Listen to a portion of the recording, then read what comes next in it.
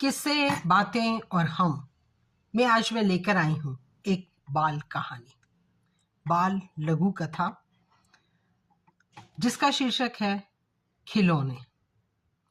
अलग अलग तरह के खिलौनों से खेलते हुए कमरे में बैठे हुए पोती रिंकी अचानक से बोली, दादी माँ, आप बचपन में कैसे खिलौनों से खेलते थे?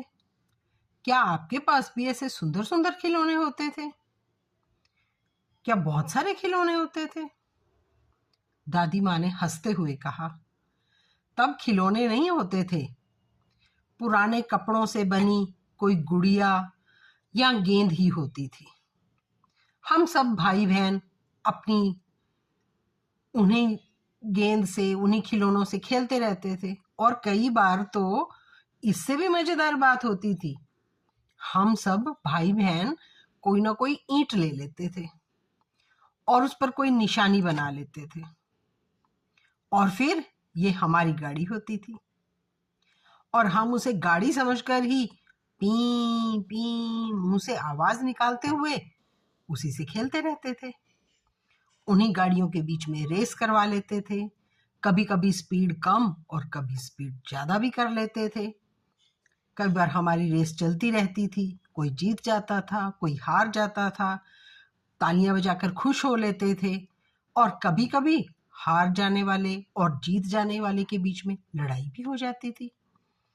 फिर जो हारने वाला था वो एक कोने में बैठ के रोता रहता था और थोड़ी देर बाद अपने आप ही चुप होके फिर आ जाता था हमारे साथ खेलने। और इस तरह हमारा खेल चलता ही रहता था। ना बीच में बड़ों का कोई दखल अंदाजी थी और ना ही भाई बहनों में ज्यादा समय तक कोई गुस्सा, कोई गिला नहीं रहता था।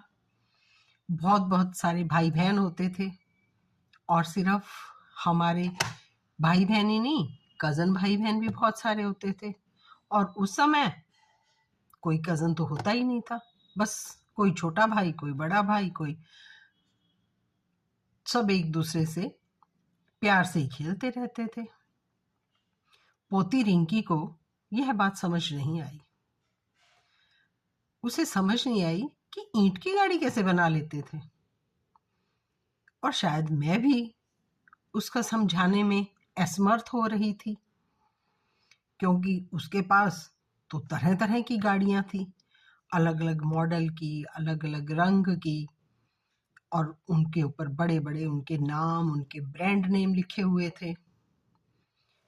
शायद मैं ही उसे समझा नहीं पा रही थी और वो अचरज से मेरे मुंह की तरफ देखती जा रही थी।